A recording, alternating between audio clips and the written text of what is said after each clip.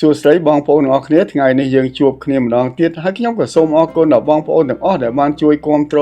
ហើយបើបងប្អូនមិនទាន់បាន Subscribe សូមជួយចុច Subscribe ដើម្បីបានវីដេអូដែលខ្ញុំធ្វើពីនេះពីនោះដូចជារឿងផ្ទះខ្មោចរឿងចាប់ជាតិរឿងកំប្លែងរឿងប្លែកៗនិងព័ត៌មានបន្តិចបន្តួចទៀតចែករំលែកដល់បងប្អូនស្ដាប់និងមើលកម្សាន្តបាទសូមអរគុណ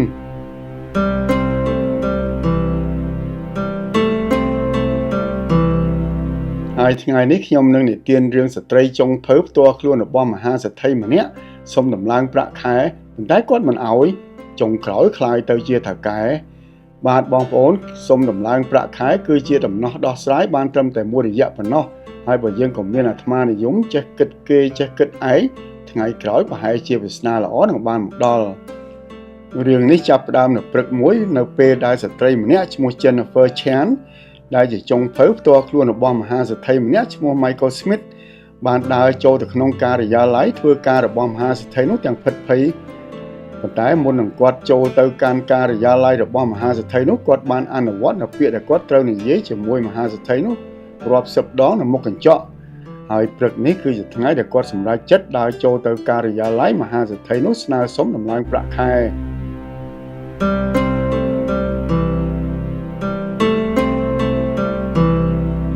Jennifer Chan ជាចុងភៅផ្ទាល់ខ្លួនរបស់មហាសេដ្ឋីនោះអស់រយៈពេល5ឆ្នាំមកហើយគាត់បានធ្វើម្ហូបអាហារពេលព្រឹកធ្វើម្ហូបអាហារពេលថ្ងៃនិងអាហារពេលល្ងាចជារៀងរាល់ថ្ងៃមិនដែលខកខានមួយថ្ងៃណាឡើយប៉ុន្តែគាត់មានបញ្ហាធំមួយដែលកូនស្រីរបស់គាត់ Linda មានជំងឺឈឺរ៉ាំរ៉ៃដែលត្រូវចំណាយលុយជាច្រើនដើម្បីទិញថ្នាំព្យាបាលហើយថ្លៃផ្ទះគាត់វិញក៏ឡើងថ្លៃក្នុងមួយខែគាត់ខ្វះលុយ$400ទៅ$500ធ្វើឲ្យគាត់ដាច់ចិត្តស្នើសុំដំឡើងប្រាក់ខែពីណានឹងចូលមក Mr. Smith និយាយពីក្នុងការិយាល័យ Jennifer ក៏ដើរចូលទៅក្នុងការិយាល័យហើយក៏ឈរនៅពីមុខតុរបស់លោក Michael Smith រួចហើយក៏និយាយថា Mr. Smith អត់ទោសខ្ញុំត្រូវការសួរលោកសំណួរដ៏សំខាន់មួយ Mr. Smith នៅតែសម្លឹងមើល computer របស់គាត់ហើយក៏និយាយថាមានរឿងអីដែរ Jennifer ចា Mr. Smith ខ្ញុំបានធ្វើជាចុងភៅរបស់លោកអស់រយៈពេល5ឆ្នាំមកហើយខ្ញុំតែងតែមកធ្វើការទាន់ពេលវេលាខ្ញុំមិនដែលខកខានថ្ងៃណាមួយខ្ញុំតែងតែធ្វើម្ហូបដូចដែលអ្វីៗដែលលោកចង់ហូប Jennifer និយាយរៀងញ័រប៉ុន្តែនៅតែបន្តនិយាយទៀតថាខ្ញុំសូមឲ្យលោកដំឡើងប្រាក់ខែឲ្យខ្ញុំបន្តិចទៀត Mr. Smith មើលទៅហាក់បីដូចជាមិនភ្ញាក់ផ្អើលហើយគាត់ក៏មិនខឹងអីដែរគាត់គ្រាន់តែសម្លឹងមើលមុខ Jennifer ហើយក៏និយាយថា Jennifer និយាយប្រាប់ខ្ញុំមកថាហេតុអ្វីបានជានាងចង់ឲ្យខ្ញុំដំឡើងប្រាក់ខែឲ្យនាងចាលោកកូនស្រីរបស់ខ្ញុំមានជំងឺប្រចាំកាយខ្ញុំត្រូវចំណាយប្រាក់ជាច្រើនទៅលើថ្លៃពេទ្យថ្លៃថ្នាំថ្លៃផ្ទះក៏ឡើងថ្លៃហើយលទ្ធភាពរបស់ខ្ញុំមិនអាចទៅរួចទេ Jennifer និយាយទាំងភិតភ័យទីបំផុត Mr. Smith ក៏សម្លឹងមើលទៅមុខនាងរួចហើយក៏និយាយពាក្យ5ម៉ាត់ដែលធ្វើឲ្យ Jennifer អស់សង្ឃឹមចាំខ្ញុំគិតមើលសិនហើយក៏ដើរទៅហូបអាហារពេលព្រឹករបស់គាត់ធ្វើប្រងើយដូចជាគ្មានអ្វីកើតឡើងអញ្ចឹងនៅឯផ្ទះបាយវិញ Jennifer មានអារម្មណ៍ច្បុកច្បល់ទាំងភ័យខ្លាចខ្ញុំទៅសុំថៅកែដំឡើងប្រាក់ខែតើនេះជាកំហុសរបស់ខ្ញុំឬយ៉ាងណាហើយគាត់នឹងមិនដេញខ្ញុំចេញពីកន្លែងធ្វើការឬក៏យ៉ាងម៉េចហើយតើនឹងមានអ្វីកើតឡើងចំពោះកូនស្រីរបស់ខ្ញុំប្រសិនជាខ្ញុំបាត់បង់ការងារនេះប៉ុន្តែ Jennifer មិនបានដឹងថាចម្លើយពិតប្រាកដរបស់ថៅកែគាត់គឺជាអ្វីមួយដែលនាងមិនធ្លាប់បាននឹកឃើញនោះទេ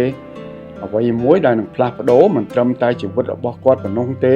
ប៉ុន្តែជីវិតកូនស្រីរបស់គាត់និងជីវិតរបស់គ្រួសាររាប់រយនាក់ដែលគាត់មិនទាំងបានជួបផងអ្វីដែលមហាសេដ្ឋីនោះនឹងធ្វើ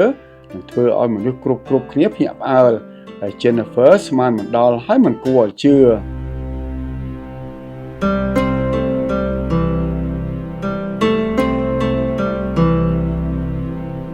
រាល់ព្រឹកគាត់តែងតែធ្វើការនៅក្នុងផ្ទះបាយដូចជាធម្មតាគោះពងទាធ្វើ sandwich ឆុងកាហ្វេកាត់ផ្លែឈើអាហារពេលព្រឹកដែលគាត់រៀបចំសម្រាប់ថៅកែរបស់គាត់ត្រូវតែល្អឥតខ្ចោះហើយម៉ោង7ព្រឹក Mr. Smith នឹងចូលមកបរិភោគអាហារពេលព្រឹកបន្ទាប់ពីហាត់ប្រាណរួច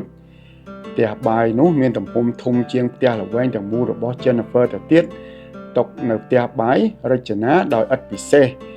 ហើយទូទឹកកកនិងចង្ក្រានបាយវិញធ្វើដោយដែកអ៊ីណុកដែលមានពន្លឺចែងចាំងក្រោមពន្លឺភ្លើងដ៏សន្ទន់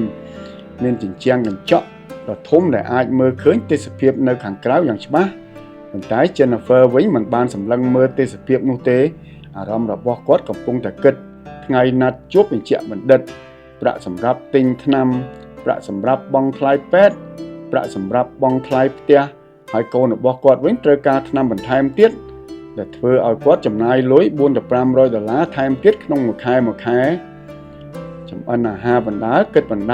តហើយគិតទៀតនៅតែគិតមិនចេញម៉ោង 7:07 ទៅហើយ Jennifer ក៏រៀបចំអាហារពេលព្រឹកជូនតាកែគាត់រៀបចំពងទាចៀនដាក់នៅក្បែរនំប៉័ងអាំងនិងផ្លែឈើស្រស់ៗគ្រប់យ៉ាងរៀបនៅជុំវិញយ៉ាងសមរម្យដែលគាត់ដឹងថា Mr. Smith ចូលចិត្តអាហារដែលសាមញ្ញប៉ុន្តែល្អឥតខ្ចង់គ្មានការតុបតែងបែបប្រណិតគ្មានទឹកជ្រលក់បន្ថែមគ្រាន់តែធ្វើឲ្យម្ហូបឲ្យបានត្រឹមត្រូវដូចរាល់ពេលនោះ Mr. Smith ក៏បានដើរចូលមកក្នុងសម្លៀកបំពាក់ហាត់ប្រាណដោយមានបង់កន្សែងនៅនឹងក Good morning Mr. Smith your breakfast is ready Good morning Jennifer Mr. Smith និយាយហើយក៏ដើរទៅអង្គុយនៅនឹងតុបាយ Jennifer ក៏ចាប់ផ្ដើមចាក់កាហ្វេជូនតាកែទាំងមានអារម្មណ៍មិននឹងណចាំខ្ញុំគិតមើលសិននេះជាពាក្យ5ម៉ាត់ដែលនៅក្នុងអារម្មណ៍របស់គាត់ជានិច្ចបន្ទាប់ពី Mr. Smith បាននិយាយប្រាប់គាត់ពីព្រឹកម្សិលមិញពេលដែលគាត់បានស្នើសុំដំឡើងប្រាក់ខែ Thank you Jennifer អាហារពេលព្រឹកដែលអ្នកធ្វើនេះមានរសជាតិឆ្ងាញ់ណាស់ Mr. Smith និយាយរួចក៏បន្តហូបអាហារពេលព្រឹកទៅទៀត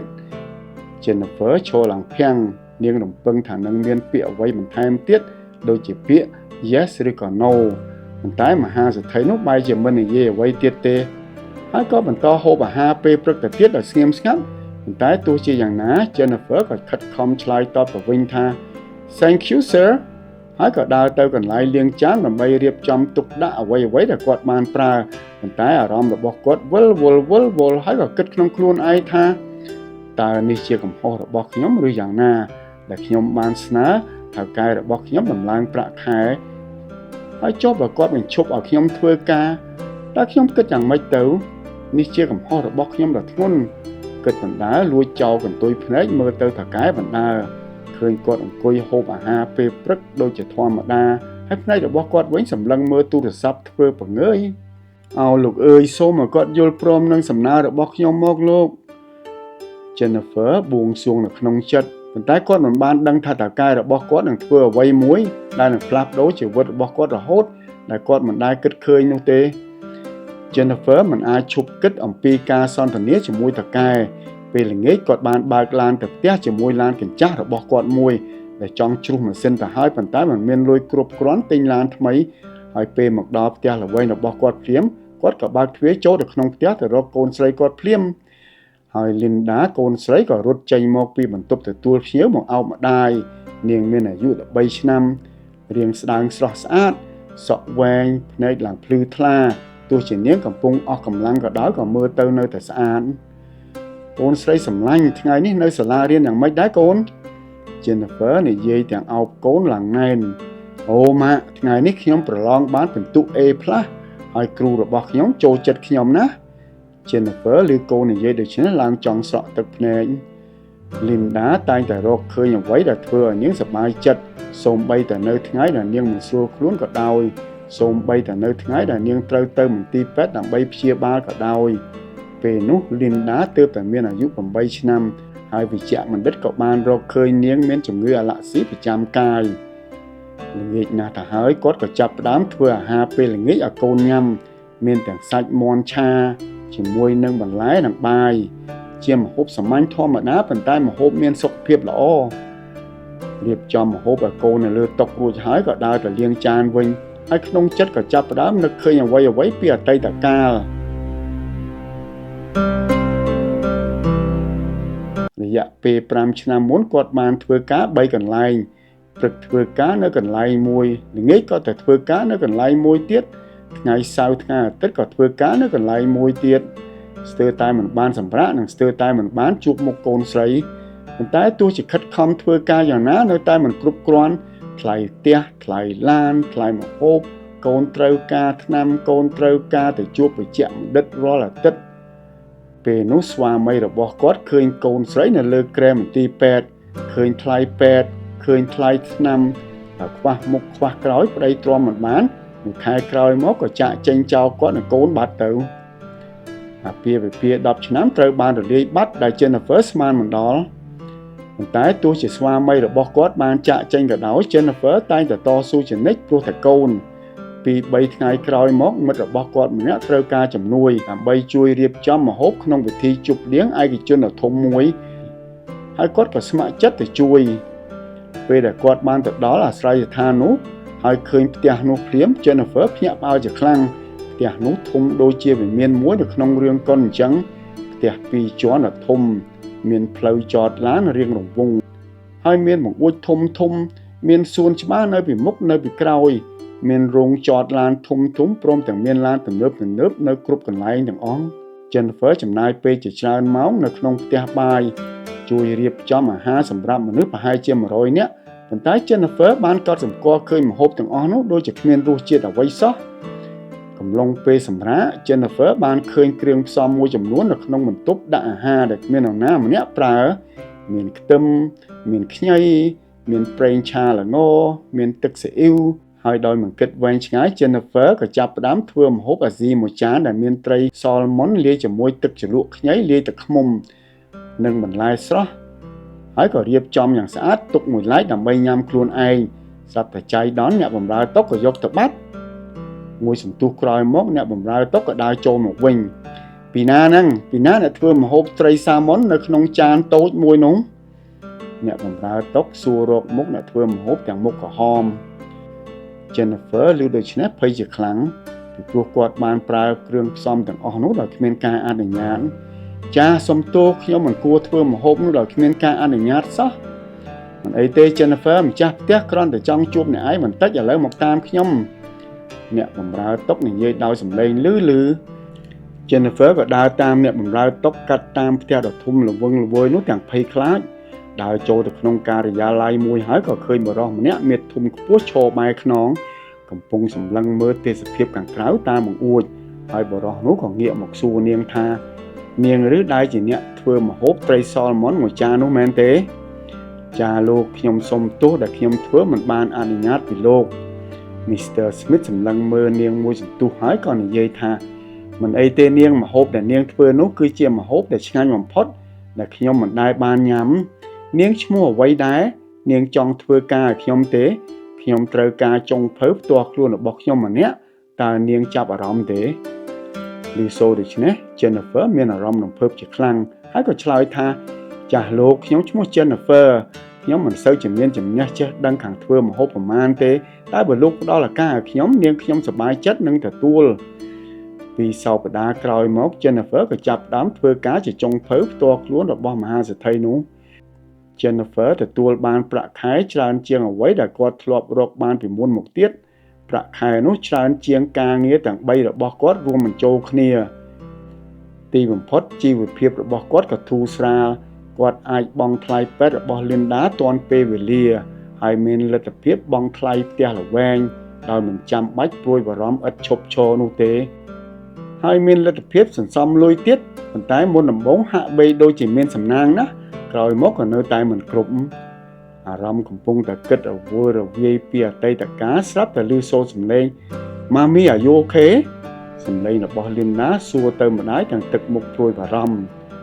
Jennifer កំពុងឈរលាងចានជាមួយនឹងអារម្មណ៍រវើរវាយពីអតីតកាលដល់តែឮសូរកូនសួរដូច្នេះភ្ញាក់ព្រឹកអូ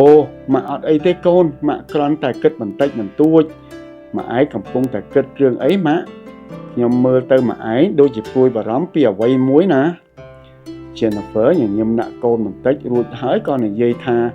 អត់អីទេកូនម៉ាក់គ្រាន់តែគិតពីរឿងដែលម៉ាក់បាននិយាយជាមួយថៅកែរបស់ម៉ាក់អំពីរឿងដ៏សំខាន់មួយហើយម៉ាក់កំពុងរង់ចាំចម្លើយរបស់គាត់ប៉ុន្តែយប់ហើយគេងទៅកូនពេលកូនស្រីរបស់គាត់គេងលក់គាត់ក៏ដើរទៅអង្គុយនៅតុបាយយកដៃទល់ថ្ងាសរួចហើយក៏គិតក្នុងចិត្តថាខ្ញុំបានស្នើសុំថៅកែដំឡើងប្រាក់ខែតែបែរជាគាត់មិនឆ្លើយតបនឹងខ្ញុំវិញហើយបើសិនជាគាត់ឆ្លើយទេហ ហើយចុះបើសិនជាគាត់បញ្ឈប់ខ្ញុំធ្វើការតើខ្ញុំត្រូវធ្វើយ៉ាងម៉េចគិតចុះគិតឡើងគិតមិនចេញហើយក៏ដើរទៅដេកក៏ដេកមិនលក់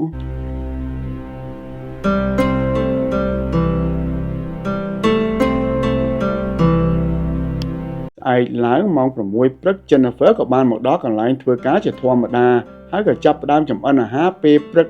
មាន scramble egg, bacon, នំប៉័ងអាំង ទឹកក្រូចសុទ្ធដៃរបស់គាត់ធ្វើការដោយស្វ័យប្រវត្តិខណៈពេលដែលខួរក្បាលគាត់នៅតែគិតចុះគិតឡើងម៉ោង 7 ព្រឹកលោក Michael Smith ក៏ចូលមកដល់ក្នុងសម្លៀកបំពាក់ខោអាវហាត់ប្រាណជាមួយដៃកាន់ទូរស័ព្ទ Good morning Jennifer ហើយក៏អង្គុយចុះនៅបន្ទប់បាយ Good morning Mr. Smith Jennifer និយាយផងរៀបចំម្ហូបអាហារពេលព្រឹកដាក់ពីមុខឲ្យ Mr. Smith ផងហើយ Mr. Smith បរិភោគអាហារពេលព្រឹកបណ្ដើរមើលទូរស័ព្ទបណ្ដើរទាំងស្ងៀមស្ងាត់ Jennifer រៀបចំរបស់របរទុកដាក់ប៉ុន្តែផ្ទៀងត្រចៀកចាំស្ដាប់ក្រែងលោ Mr. Smith ឆ្លើយនឹងការសុំស្នើរបស់គាត់ផ្ទុយទៅវិញ Mr. Smith បរិភោគអាហារពេលព្រឹករួចហើយក៏និយាយថា Thank you Jennifer រួចហើយក៏ដើរចេញបាត់ទៅ Jennifer ឡើងភាំងឈរនៅក្នុងផ្ទះបាយទាំងមានអារម្មណ៍ច្របូកច្របល់និងព្រួយបារម្ភប្រហែលជាគាត់ភ្លេចបាត់ទៅដឹងអាហារថ្ងៃត្រង់ក៏បានមកដល់ Mr. Smith បរិភោគអាហារថ្ងៃត្រង់រួចហើយក៏ដើរចេញបាត់ទៅហើយថ្ងៃល្ងាចក៏អញ្ចឹងដែរដែលធ្វើ Jennifer កាន់តែព្រួយបារម្ភទៅមួយអាទិត្យក្រោយមកទៀត Jennifer បានធ្វើអាហារពេលព្រឹកមួយមុខដែល Mr. Smith ចូលចិត្តបំផុតពងទាចៀនជាមួយបន្លែនំប៉័ងអាំងគ្រាប់ស្រូវស្រឡីល្បាច់ទឹកក្រូចសុទ្ធហើយរៀបចំអ្វីយ៉ាងល្អឥតខ្ចោះនៅលើចានពេល Mr. Smith មកដល់ហាក់បីដូចជាមានអារម្មណ៍ល្អគាត់ដើរបណ្ដើរហួចបណ្ដើរហើយក៏អង្គុយចុះរួចនិយាយថាម្ហូបព្រឹកនេះធំក្លិនឈ្ងុយណាស់ Jennifer Thank you sir Jennifer ឆ្លើយទាំងរំភើបថ្ងៃនេះប្រហែលជាគាត់នឹងឆ្លើយនឹងសំណួររបស់ខ្ញុំហើយតាមមើល Jennifer គិតខុសសោះ Mr. Smith បរិភោគអាហារពេលព្រឹករួចហើយគាត់និយាយថាថ្ងៃនេះខ្ញុំមានកិច្ចប្រជុំបន្តិចអ្នកមិនចាំបាច់ធ្វើម្ហូបអាហារពេលថ្ងៃត្រង់ឲ្យខ្ញុំទេហើយក៏ដើរចេញបាត់ទៅ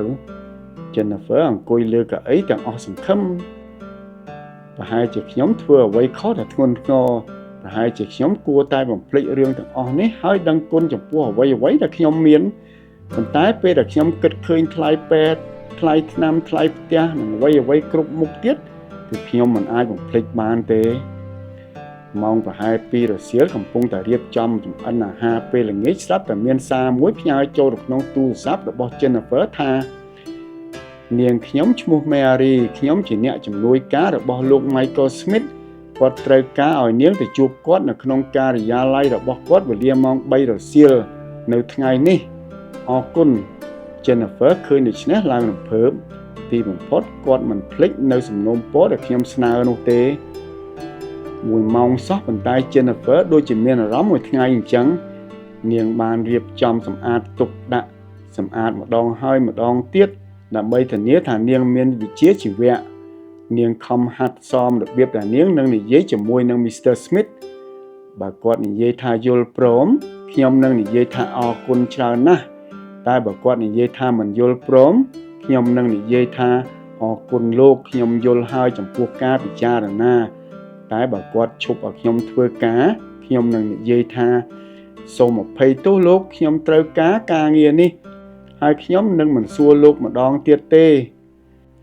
ម៉ោង 7:03 Jennifer ក៏ចាប់ផ្ដើមដើររំរង់ទៅការិយាល័យរបស់ Mr. Smith ទាំងភ័យរួចហើយក៏គោះទ្វារចូលមក Jennifer សម្លេងរបស់លោក Michael Smith ហៅឲ្យចូលសួស្ដី Mr. Smith អង្គុយចុះទៅនាង Mr. Smith និយាយទាំងដៃចង្អុលទៅកៅអីនៅខាងមុខតុ Jennifer អង្គុយចុះដោយស្ងៀមស្ងាត់ប្រុងប្រៀបស្ដាប់ដោយយកចិត្តទុកដាក់នាងធ្វើការជាមួយខ្ញុំអស់រយៈពេល5ឆ្នាំមកហើយមិនដែលមកធ្វើការយឺតមិនដែលឈប់ហើយក៏មិនដែលត្អូញត្អែអាហារនាងធ្វើគឺល្អឥតខ្ចោះខ្ញុំសូមកោតសរសើរចំពោះការលះបង់បែបនេះ Jennifer ឮដូច្នេះធ្វើឲ្យនាងមានសង្ឃឹមជាច្រើនប៉ុន្តែពេលមាននរណាម្នាក់បើសុំខ្ញុំអ្វីមួយខ្ញុំត្រូវតែដឹងហេតុផលពិតប្រាកដមិនមែនគ្រាន់តែជាហេតុផលនៅខាងក្រៅនោះទេគឺភាពស្មោះត្រង់នៅក្នុងចិត្ត និងការជឿទុកចិត្ត Jennifer រៀងធ្លាក់ទឹកចិត្តបន្តិចហើយក៏និយាយថាខ្ញុំបានប្រាប់លោករួចទៅហើយថាខ្ញុំជាស្ត្រីមេម៉ាយហើយខ្ញុំជំពាក់ថ្លៃពេទ្យកូនរបស់ខ្ញុំច្រើនណាស់បាទខ្ញុំដឹងប៉ុន្តែខ្ញុំចង់ឲ្យ Jennifer ពន្យល់ពីស្ថានភាពរបស់ Jennifer ឲ្យបានពេញលេញ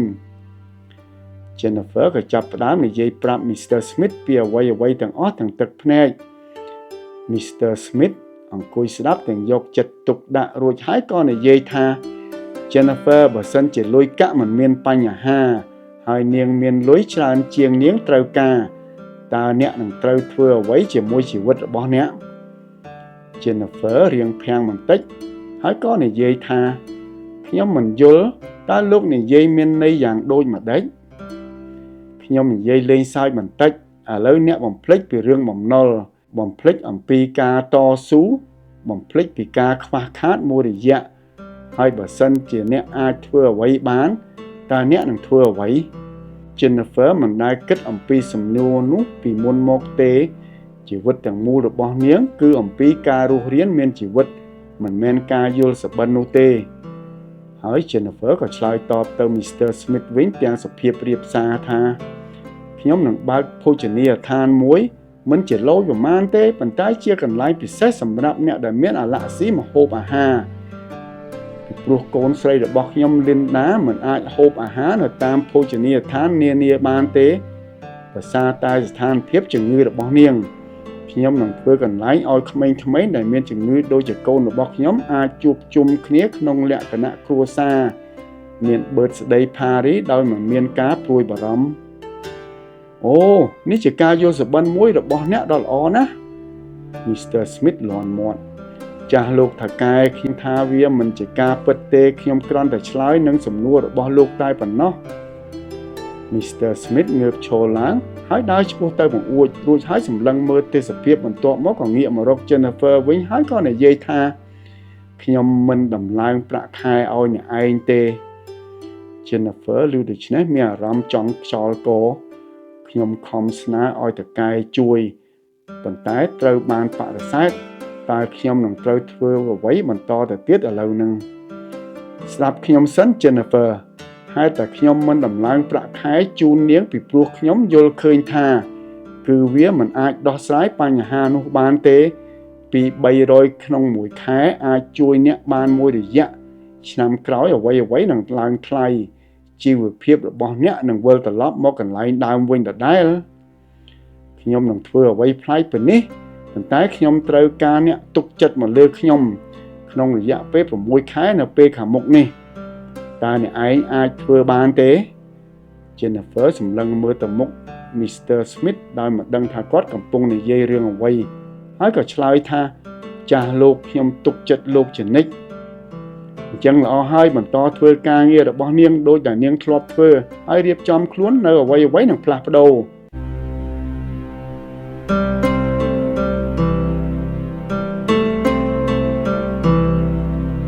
កិច្ចប្រជុំបានចប់ Jennifer បានដើរចេញពី office របស់ចៅហ្វាយរបស់គាត់ដោយមានអារម្មណ៍ច្បុកច្បល់ជាងពេលណាទាំងអស់ដើរបណ្ដើរគិតបណ្ដើរបើកឡានបណ្ដើរគិតបណ្ដើរទៅដល់ផ្ទះហើយនៅតែដេកគិតហើយគិតទៀតតើគាត់និយាយមានន័យយ៉ាងដូចម្ដេចតើគាត់មានផែនការបែបណាហើយតើអ្វីខ្លះនឹងផ្លាស់ប្ដូរគាត់ឲ្យខ្ញុំរយៈពេល6ខែដើម្បីស្វែងរកការងារថ្មីឬក៏យ៉ាងណានេះប្រហែលជាមូលហេតុដែលគាត់មិនដំឡើងប្រាក់ខែឲ្យខ្ញុំពិបាកចិត្តណាស់ហើយបើសិនជាខ្ញុំបាត់បង់ការងារនេះខ្ញុំនឹងត្រូវត្រឡប់ទៅធ្វើការ3កន្លែងម្ដងទៀតព្រលឹមឡើង Jennifer ក៏ទៅធ្វើការជាធម្មតា Mr. Smith ក៏បានមកបរិភោគអាហារជាធម្មតាហើយក៏ចេញបាត់ទៅតែម៉ោងប្រហែលជា10ព្រឹកស្រាប់តែមានរឿងចម្លែកមួយកើតឡើងមានបុរសម្នាក់ពាក់អាវធំដើរចូលមកផ្ទះបាយហើយសួរ Jennifer ថានាងគឺឈ្មោះ Jennifer មែនទេចាគឺខ្ញុំនេះហើយលោកខ្ញុំបាទឈ្មោះ Thompson ខ្ញុំជាទីប្រឹក្សាហិរញ្ញវត្ថុរបស់លោក Michael Smith គាត់បានចាត់ឲ្យខ្ញុំមកជួបអ្នកស្រីដើម្បីរៀបចំស្ថានភាពហិរញ្ញវត្ថុរបស់អ្នកស្រីនិងផ្ដល់ការណែនាំខ្លះៗ ប៉ុន្តែខ្ញុំត្រូវការឲ្យអ្នកស្រីចែករំលែកព័ត៌មានផ្ទាល់ខ្លួនមួយចំនួនជាមួយខ្ញុំដូចជាប្រាក់ចំណូលការចំណាយនិងបំណុលរបស់អ្នកស្រីហើយអ្វីដែលយើងពិភាក្សាគឺមិនចែករំលែកជាសាធារណៈទេ Mr. Smith គាត់ចង់ឲ្យខ្ញុំជួយរៀបចំហិរញ្ញវត្ថុរបស់អ្នកស្រីប៉ុន្តែដោយការអនុញ្ញាតពីអ្នកស្រីដែរប៉ុន្តែអ្វីដែលគួរឲ្យចម្លែកទៀតថ្ងៃបន្ទាប់មកក៏មានវិជ្ជបណ្ឌិតម្នាក់ទូរស័ព្ទមករក Jennifer ដើម្បីពិនិត្យឡើងវិញនៅករណីជំងឺរបស់កូនស្រីគាត់ដែលធ្វើឲ្យគាត់មានអារម្មណ៍កាន់តែច្របូកច្របល់ឡើងស្អែកឡើងពេលដែលទៅធ្វើការ Jennifer ទ្រាំមិនបានក៏ដាច់ចិត្តដើរទៅការិយាល័យរបស់ Mr. Smith ហើយក៏សួរថាអត់ទោសលោកខ្ញុំចង់ដឹងពីមូលហេតុអ្វីដែលលោកធ្វើចំពោះខ្ញុំមានទីប្រឹក្សាហិរញ្ញវត្ថុមានលោកវិជ្ជបណ្ឌិតដែលមកជួយកូនខ្ញុំពេញចិត្តនឹងជំនួយនេះខ្លាំងណាស់តែខ្ញុំមិនអាចយល់ថាមានអ្វីនឹងកើតឡើងចំពោះគម្រោងការដែលលោកតែងតែនិយាយនោះទេមិនអីទេនាងអង្គុយមកចុះខ្ញុំនឹងបញ្យល់នាងឲ្យបានច្បាស់បន្តិចខ្ញុំបានប្រាប់នាងទៅហើយថាខ្ញុំមិនដំឡើងប្រាក់ខែឲ្យនាងទេពីព្រោះប្រាក់ខែនោះគឺមិនអាចដោះស្រាយបញ្ហាបានពិតប្រាកដនោះទេការដំឡើងប្រាក់ខែផ្ដល់ឲ្យអ្នកនូវប្រាក់បន្ថែមបន្តិចបន្តួចគឺដោះស្រាយបានមួយរយៈប៉ុណ្ណោះប៉ុន្តែវាមិនអាចផ្លាស់ប្ដូរស្ថានភាពរបស់អ្នកជារៀងរហូតនោះទេដូច្នេះតើលោកធ្វើយ៉ាងម៉េចអូខ្ញុំនឹងចាប់ផ្ដើមវិនិយោគលើអ្នកមិនត្រឹមតែសមត្ថភាពរបស់អ្នកមានក្នុងការចម្អិនអាហាររបស់ខ្ញុំទេគឺនៅក្នុងឋានៈជាមនុស្សម្នាក់នៅក្នុងសក្តានុពលរបស់អ្នកយល់ទេលោកនិយាយមកខ្ញុំដូចជាមិនយល់សោះលោក Jennifer នៅចាំបានទេនាងបាននិយាយប្រាប់ខ្ញុំថាពេលដែលលុយមិនជាបញ្ហានាងនឹងបើកភោជនីយដ្ឋានមួយដើម្បីសម្រាប់មនុស្សដែលមានតម្រូវការម្ហូបអាហារផ្នែកវិទ្យាសាស្ត្រថ្ងៃនេះគឺមិនមែនជាការយល់សប្តិទេជាឱកាសអាជីវកម្មដែលជាអ្វីមួយនៅតំបន់នេះពិតជាត្រូវការ Jennifer ឮដូច្នេះក៏វាក្បាលហើយក៏និយាយថាលោកខ្ញុំគ្រាន់តែជាចុងភៅម្នាក់ខ្ញុំមិនទាន់បានដឹងអ្វីទាំងអស់អំពីដំណើរការអាជីវកម្មនៅឡើយទេលោកប៉ុន្តែអ្នកឯងត្រូវតែរៀនចាប់ផ្ដើមនៅអាទិត្យក្រោយនេះអ្នកឯងនឹងធ្វើអ្វីច្រើនជាងគ្រាន់តែចម្អិនអាហារឲ្យខ្ញុំទៅទៀតអ្នកនឹងចាប់ផ្ដើមការបណ្ដុះបណ្ដាលសម្រាប់អាជីវកម្មការគ្រប់គ្រងភោជនីយដ្ឋានការអភិវឌ្ឍមនុស្សនិងអ្វីទាំងអស់ចាលោកប៉ុន្តែខ្ញុំមិនអាចមានលទ្ធភាពរៀនថ្នាក់បែបនោះទេលោក Jennifer ខ្ញុំនឹងចេញថ្លៃសាលាឲ្យនាងប៉ុន្តែហេតុអ្វីបានជាលោកធ្វើបែបនេះ Mr. Smith ចាប់ផ្ដើមនិយាយយ៉ាងទន់ភ្លន់ថាមានមនុស្សម្នាក់ជឿលើខ្ញុំមុននឹងខ្ញុំជឿលើខ្លួនខ្ញុំហើយមនុស្សម្នាក់នោះបានឃើញសក្តានុពលរបស់ខ្ញុំដែលបានជួយឲ្យខ្ញុំផ្លាស់ប្ដូរជីវិតរបស់ខ្ញុំហើយខ្ញុំនឹងធ្វើបែបនេះទៅអ្នកវិញនៅពេលដែលខ្ញុំឃើញទេពកោសល្យពិតប្រាកដរបស់អ្នកមិនត្រឹមតែក្នុងការចម្អិនអាហារប៉ុណ្ណោះទេប៉ុន្តែអ្នកយកចិត្តទុកដាក់ចំពោះអ្វីដែលអ្នកដទៃកំពុងត្រូវការភោជនីយដ្ឋានដែលអ្នកស្រមៃចង់បានគឺល្អហើយខ្ញុំគិតថាអ្នកពិតជាអាចធ្វើបានតែវាមិនអាចទៅរួចនោះទេបើសិនជាអ្នកនៅតែធ្វើការ3កន្លែងដើម្បីតែមករស់ប៉ុណ្ណោះហេតុនេះហើយដែលខ្ញុំត្រូវការជួយអ្នកដើម្បីកសាងជីវិតរបស់អ្នកឲ្យធំជាងនេះទៅទៀតយល់ទេ Jennifer ឮដូច្នេះដកដង្ហើមលែងចង់រួចហើយក៏និយាយថាចុះបើសិនជាខ្ញុំបរាជ័យទៅវិញបើសិនជាអ្នកបរាជ័យអ្នកនឹងបរាជ័យប៉ុន្តែខ្ញុំគិតឃើញថាអ្នកមិនបរាជ័យទេតើអ្នកឯងដឹងទេហេតុអ្វីបានជាខ្ញុំធ្វើដូច្នេះពីព្រោះអ្នកឯងបានសុំខ្ញុំដំឡើងប្រាក់ខែមិនសម្រាប់តែខ្លួនអ្នកឯងនោះទេគឺសម្រាប់កូនរបស់អ្នកឯងអ្វីដែលអ្នកឯងធ្វើគឺសម្រាប់កូនរបស់អ្នកឯង Jennifer ឮដូច្នេះខ្ទប់មុខយំហ៊ូហើយក៏និយាយថាលោកជួយខ្ញុំច្រើនពេកហើយមានគ្រូពេទ្យសម្រាប់កូនស្រីខ្ញុំទីប្រឹក្សាហិរញ្ញវត្ថុឥឡូវនេះឲ្យខ្ញុំទៅសិក្សាផ្នែកអាជីវកម្មខ្ញុំមិនដឹងថាខ្ញុំសងលោកវិញតាមរបៀបណាទេខ្ញុំមិនចង់ឲ្យអ្នកសងខ្ញុំវិញទេខ្ញុំចង់ឲ្យអ្នកសងអ្នកដទៃនៅពេលដែលអ្នកបានជោគជ័យអ្នកនឹងជួយអ្នកដទៃនេះជារបៀបដែលយើងត្រូវធ្វើប៉ុន្តែចុះបើខ្ញុំមិនបានជោគជ័យវិញហើយចុះបើខ្ញុំខ្ជះខ្ជាយលុយកាក់នឹងពេលវេលារបស់លោកទាំងអស់វិញនឹងគឺជាមហានិភ័យរបស់ខ្ញុំបានហើយទៅចុះទៅធ្វើម្ហូបចុះ Mr. Smith និយាយទាំងទឹកមុខញញឹម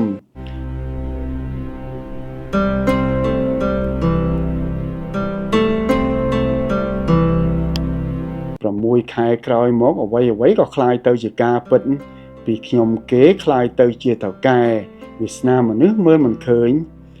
ភោជនីយដ្ឋានរៀបចំបើកថ្មីអ្វីទាំងអស់ដំណើរការយ៉ាងរលូន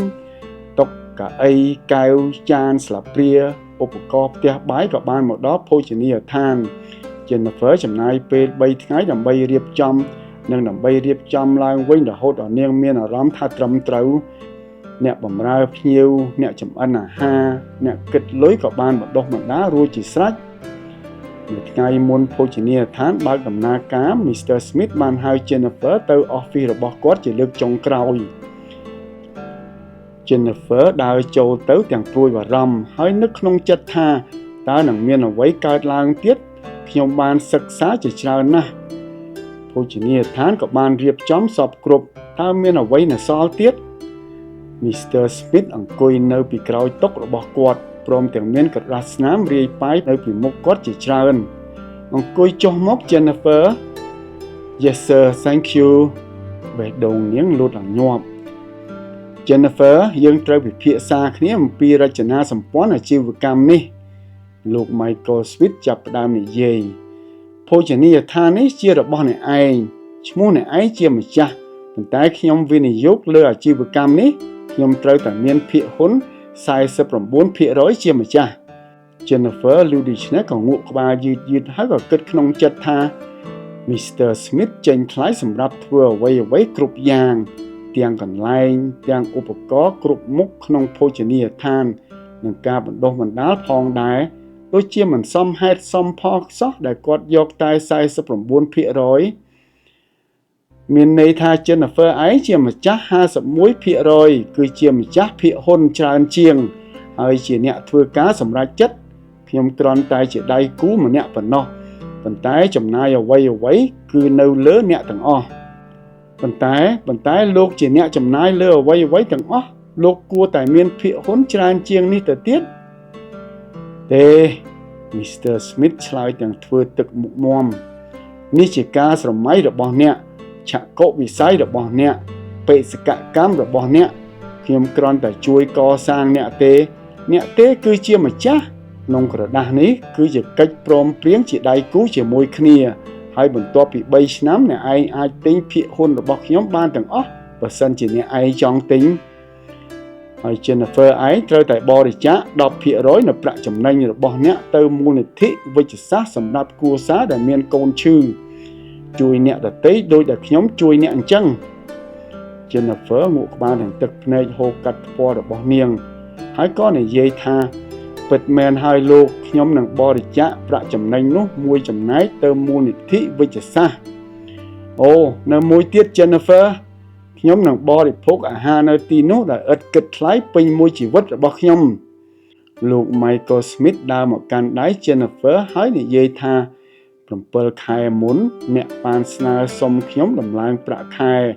អ្នកចង់បានពី300ទៀតក្នុងមួយខែ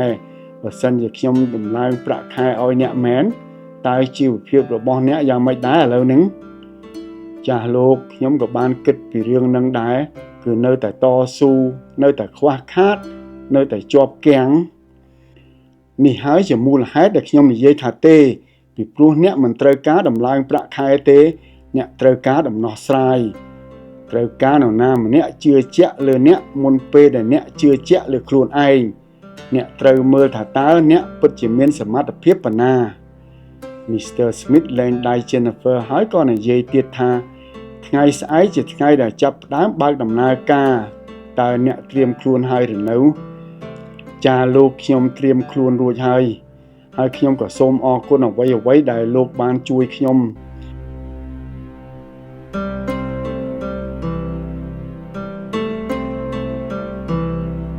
បានបងប្អូនស្ត្រីម្នាក់7 ខែមុនគាត់ជាចុងភៅកំពុងតស៊ូ to pay her bill គាត់សុំចង្វាយរបស់គាត់ឡើងប្រាក់ខែតែចង្វាយរបស់គាត់បដិសេធហើយគាត់ក៏គិតថាជីវិតរបស់គាត់នឹងចប់ហើយប៉ុន្តែចង្វាយរបស់គាត់មិនបាននិយាយថាទេដោយសារចង្វាយរបស់គាត់មិនខ្វល់នោះទេ ចៅហ្វាយគាត់និយាយថាទេពីព្រោះចៅហ្វាយគាត់បានឃើញសមត្ថភាពរបស់គាត់ដែលគាត់មិនបានឃើញសមត្ថភាពខ្លួនឯងចៅហ្វាយគាត់បានឃើញសក្តានុពលចៅហ្វាយគាត់បានឃើញលទ្ធភាពចៅហ្វាយគាត់មិនត្រឹមតែជួយគាត់ឲ្យបើកភោជនីយដ្ឋានប៉ុណ្ណោះទេចៅហ្វាយគាត់បានបង្រៀនគាត់ថាគាត់មានសមត្ថភាពលើសពីអ្វីដែលគាត់ជឿទៅទៀតដែលចៅហ្វាយគាត់បានផ្ដល់ឱកាសដល់គាត់ហើយនេះជាវាសនារបស់គាត់ដែលបានជួបមនុស្សល្អហើយជួនកាលពាក្យខ្មែរខ្លះខ្ញុំនិយាយមិនបានច្បាស់ហើយបើខ្ញុំមានកំហុសដោយអចេតនាសូមមេត្តាអភ័យទោសហើយបើបងប្អូនមានយោបល់សូមដាក់ខមមិនពីខាងក្រោមហើយយើងនឹងជួបគ្នានៅវីដេអូថ្មីៗនៅថ្ងៃក្រោយទៀតបាទសូមអរគុណបងប្អូន